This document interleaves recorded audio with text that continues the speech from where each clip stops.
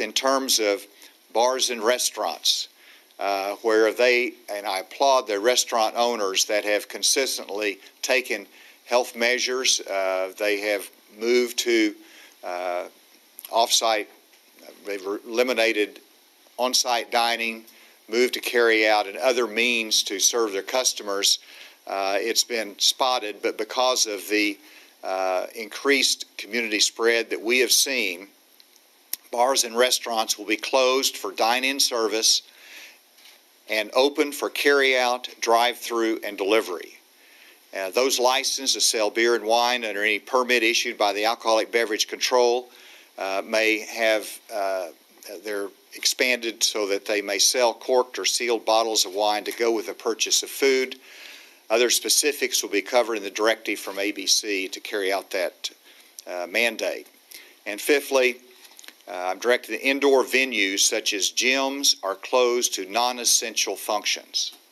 And so really separating what we need to be doing with what is optional to be doing, and trying to reduce the risk of community spread and exposure, particularly of our vulnerable population.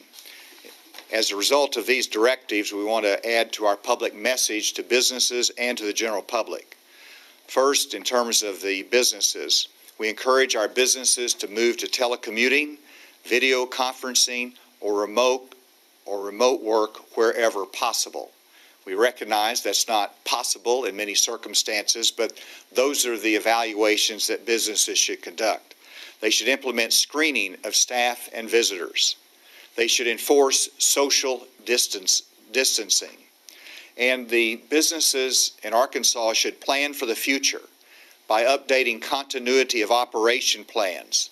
In other words, we want to keep business operating, and to do that, you have to plan for the future. You have to determine how you can keep your business going consistent with the public health guidance that's being provided today. To the public, older individuals and those with serious medical conditions should stay home to the extent possible. Avoid unnecessary contact with visitors. Secondly, avoid social gatherings of more than 10 people. Third, use the drive-through, carry-out, and delivery services of local restaurants. That only is a good public health practice, but it also supports the small business owner here in the state. Fourth, avoid unnecessary trips where exposure to large groups is likely. Fifth, enjoy walking, hiking, fishing, and other outdoor activities consistent with social distancing. And sixth, do not visit nursing homes, retirement centers, or long-term care facilities unless providing critical assistance. These are common sense measures that many are already taking in light of the national emergency and state emergency that we see. But we also wanted to make it very clear, and in terms of our churches and our synagogues, our mosque, we hope that they will continue to make good decisions, and while they make their own judgments and determinations with our separation of church and state, we do think that it would be wise that they also abide by these restrictions in terms of limiting the number of people and probably canceling services in most instances, and looking for other ways to be able to fellowship, look for creative ways to be able to communicate their message. And so they need to be creative.